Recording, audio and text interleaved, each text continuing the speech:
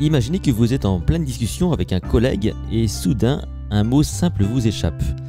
Vous le sentez au bout de la langue mais impossible de le retrouver. Cette situation se répète plus souvent qu'avant et vous commencez à vous demander si c'est normal. Ou encore, vous entrez dans une pièce pour prendre quelque chose mais une fois sur place, vous avez complètement oublié ce que vous veniez chercher. Des épisodes comme celui-ci peuvent paraître sans importance, mais lorsqu'ils deviennent fréquents, ils suscitent de l'inquiétude. Ces petits oublis sont parfois les signes de troubles de la mémoire, des dysfonctionnements qui peuvent toucher chacun de nous à tout âge et qui perturbent notre quotidien de manière plus ou moins marquée. Et ça vous est sans doute déjà arrivé et vous fouillez votre sac, cherchez vos clés frénétiquement et ne les trouvez nulle part. Et après plusieurs minutes de stress, vous réalisez qu'elles étaient simplement dans votre poche. Ou encore, vous vous préparez pour un rendez-vous important, mais au moment de partir, un doute s'installe. Est-ce aujourd'hui ou la semaine prochaine? Ces oublis semblent souvent anodins, mais quand ils commencent à se multiplier, ils deviennent une source de frustration et d'angoisse. Ils peuvent affecter votre efficacité au travail, créer des tensions dans nos relations personnelles ou même nous exposer à des situations dangereuses. Les troubles de la mémoire ne concernent pas uniquement les personnes âgées, ils peuvent survenir à tout âge, transformant des tâches simples en défis quotidiens, et c'est le sujet du jour. Troubles de la mémoire, causes, symptômes et solutions. Bonjour, mon nom est Vincent Delormel, je suis ce qu'on appelle un mnémoniste, c'est-à-dire un spécialiste de la mémoire, et sur ce podcast, je partage avec vous mes astuces, mes stratégies pour optimiser et entretenir votre mémoire, votre attention, votre concentration et même affiner votre esprit critique. Retrouvez-moi sur mon site https://les-secrets.com et rejoignez la communauté de celles et ceux qui prennent soin de leur cerveau tout entier. La mémoire est souvent comparée à une vaste bibliothèque où chaque souvenir est un livre stocké sur une étagère spécifique. Pour qu'un souvenir soit bien rangé dans cette bibliothèque, il doit d'abord être correctement encodé, puis stocké dans une zone appropriée et enfin récupéré au moment où on en a besoin. Mais que se passe-t-il lorsque cette bibliothèque fonctionne mal? Imaginez que vous essayez de ranger un livre dans la bibliothèque, mais l'étiquette est mal lisible ou le système de classement est désorganisé. C'est ce qui se passe lorsque l'encodage est défaillant. Par exemple, si vous êtes stressé, distrait ou si vous manquez de sommeil, votre cerveau peut ne pas traiter l'information correctement, rendant difficile son stockage futur. Une fois que l'information est correctement encodée, elle doit être stockée dans le cerveau. Cette étape dépend de la mémoire à court terme et à long terme. La mémoire à court terme fonctionne un peu comme un carnet de notes que vous consultez fréquemment pour des informations temporaires.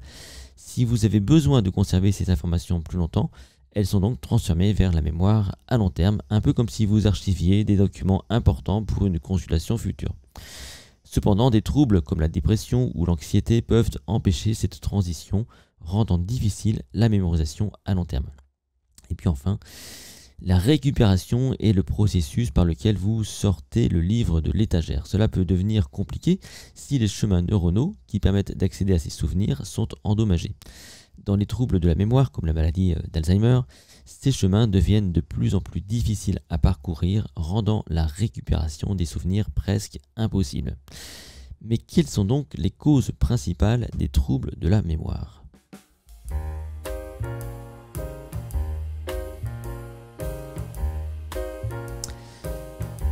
Ces causes sont multiples et peuvent inclure des facteurs psychologiques, physiologiques et environnementaux.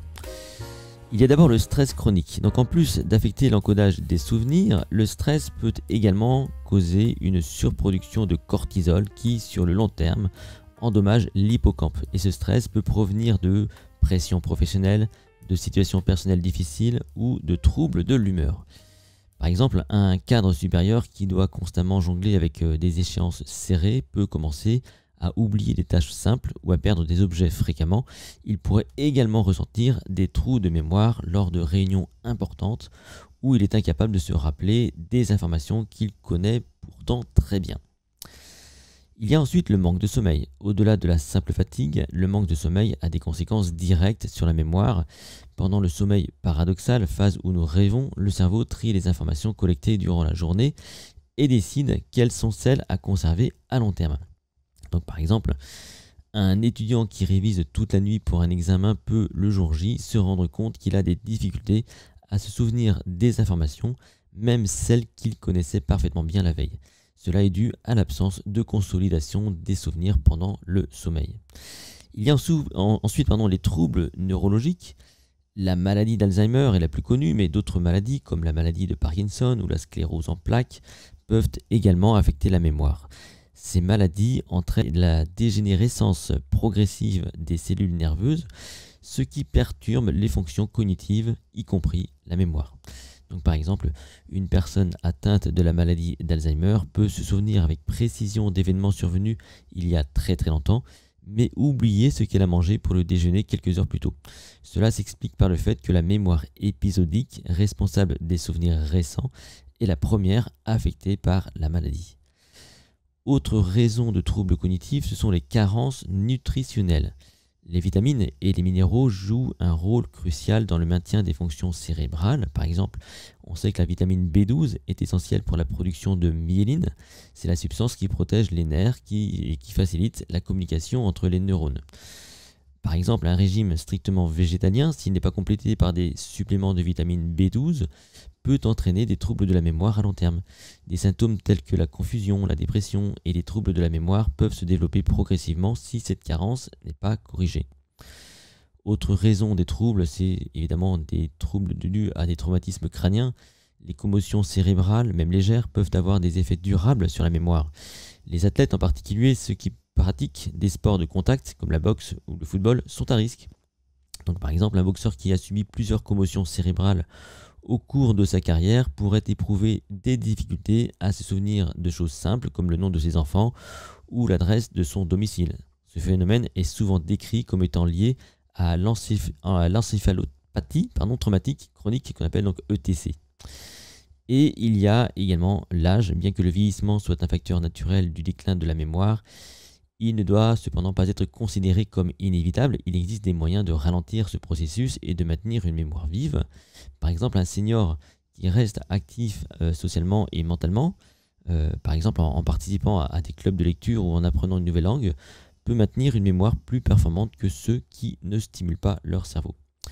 Alors, quels sont les symptômes des troubles de la mémoire et quels sont les traitements possibles ?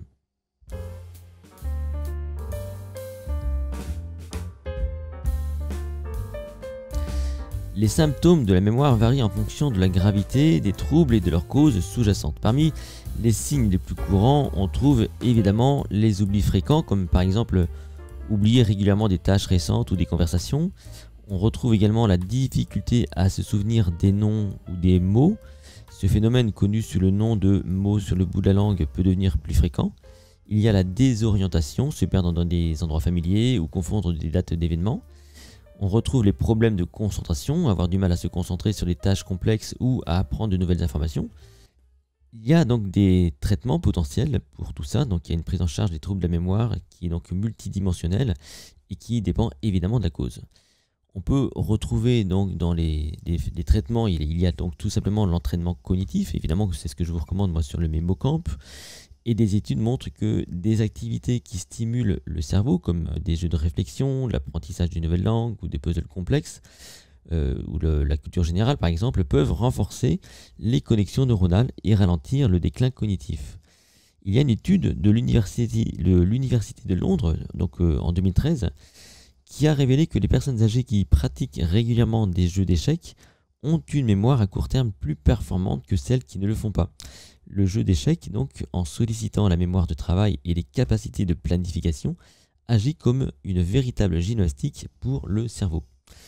Vous avez évidemment donc, comme traitement les thérapies médicamenteuses, donc, qui sont couramment prescrites pour les patients notamment atteints d'Alzheimer. Ces médicaments ne guérissent pas la maladie, mais peuvent ralentir la progression des symptômes en augmentant les niveaux d'acétylcholine dans le cerveau. Donc, il y a une étude menée par la Mayo Clinic en 2016 qui a démontré que les patients qui prenaient du donépezil, donc c'est un inhibiteur qui montre une légère amélioration de la mémoire et les activités de la vie quotidienne comparé à ceux qui ne prennent pas ce médicament. Donc cependant, on remarque aussi que les effets sont souvent donc temporaires. Vous avez aussi comme méthodologie la gestion du stress dans tout ce qui est donc, stratégies pour gérer le stress. Donc il y a le yoga, la méditation, il y a les techniques de respiration profonde. Donc tout ça peut réduire les niveaux de cortisol et protéger l'hippocampe du stress chronique. Il y a donc là aussi une étude publiée dans Frontiers in Human Neuroscience qui a montré que 8 semaines de méditation de pleine conscience conduit à une réduction significative du volume de l'amygdale, une région du cerveau associée au stress, tout en augmentant la densité de l'hippocampe. Et vous avez également comme solution un mode de vie sain, donc c'est du bon sens, mais en plus de l'alimentation et de l'exercice physique, vous avez l'engagement social qui est un facteur crucial pour le maintien des capacités mnésiques. Là aussi, une étude de l'université de Harvard en 2018 a suivi 2800 participants pendant 20 ans et a conclu que ceux qui maintenaient des interactions sociales fréquentes et de qualité avaient 70% de chances en moins de développer une démence que ceux qui étaient isolés. C'est pour ça qu'on recommande donc souvent aux personnes âgées de rester en société. Et puis bon, vous avez aussi donc des thérapies alternatives qui ne sont pas toutes mesurables. Mais par exemple, on parle souvent du ginkgo biloba qui, bien que les recherches soient mitigées, il y a des études qui suggèrent que cette plante pourrait vraiment améliorer légèrement la mémoire chez les personnes âgées. Il y a notamment cette étude allemande de 2011 qui a observé que les patients qui prenaient du ginkgo biloba pendant un certain temps donc présentaient une amélioration vraiment modeste, mais réelle, de la mémoire à court terme, après 6 mois donc de traitement, bien que ces résultats n'aient pas été universellement confirmés par d'autres recherches. Vous avez, pour terminer, donc, le professeur Francis Eustache, neuropsychologue à l'INSERM, que je vous encourage à suivre, qui explique que la plasticité cérébrale offre une marge de manœuvre significative pour atténuer les troubles de la mémoire. En stimulant régulièrement l'activité cognitive, il est possible de renforcer les connexions neuronales et de ralentir le déclin cognitif. Voyons maintenant comment est-ce qu'on peut mettre ça de façon concrète dans notre quotidien.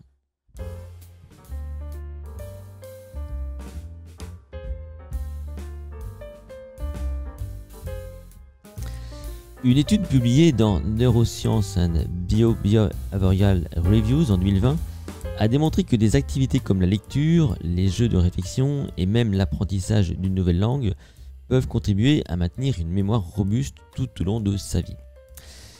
Si vous êtes étudiant, la priorité pour vous, donc si vous voulez éviter donc les troubles cognitifs et donc de mémoire, c'est plutôt la gestion du sommeil.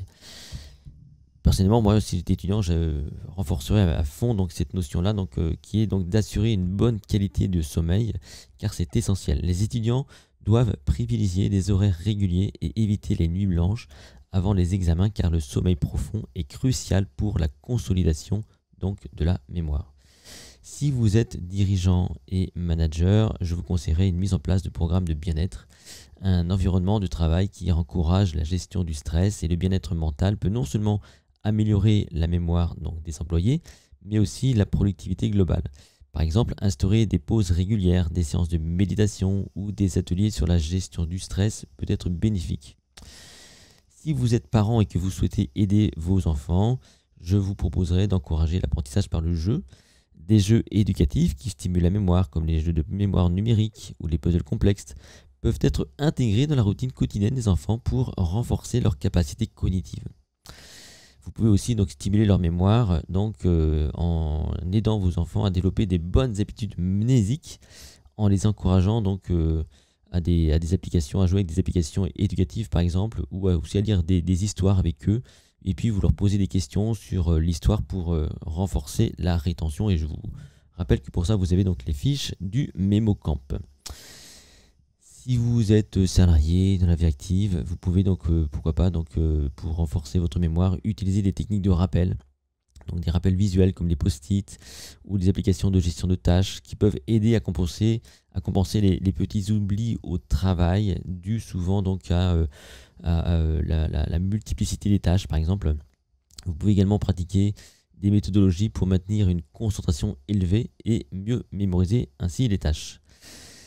Si vous êtes enseignant, vous pourriez intégrer peut-être un peu plus des activités physiques pendant les cours. Des études montrent que l'exercice physique avant l'apprentissage peut améliorer la mémoire et l'attention chez les élèves. Donc les enseignants pourraient aussi intégrer des pauses actives ou des séances de stretching dans leur emploi du temps pour donc, les élèves. Et puis si vous êtes senior, eh bien l'entraînement cognitif régulier est ce qu'il y a de mieux pour vous. Donc vous pouvez bénéficier d'activités qui stimulent le cerveau comme donc les mots croisés, les sudoku, les puzzles ou même l'apprentissage de nouvelles compétences, une langue étrangère, ou alors vous intéresser encore une fois donc à de la culture générale et faire un travail donc de restitution. Tout cela contribue à maintenir et à renforcer la mémoire.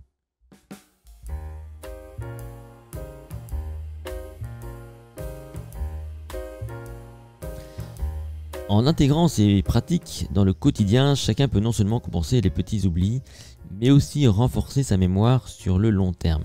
La clé est d'adopter une approche proactive, que ce soit en stimulant régulièrement son cerveau, en gérant le stress ou en maintenant un mode de vie sain. Ce podcast est maintenant terminé, merci pour votre écoute. Je vous rappelle que vous pouvez retrouver l'intégralité de ces audios sur mon site https://lettres-et-secret.com et pourquoi pas vous inscrire sur le site et profiter d'un entraînement gratuit, une initiation à l'art de la mémoire en 1h30. A très vite, merci à vous.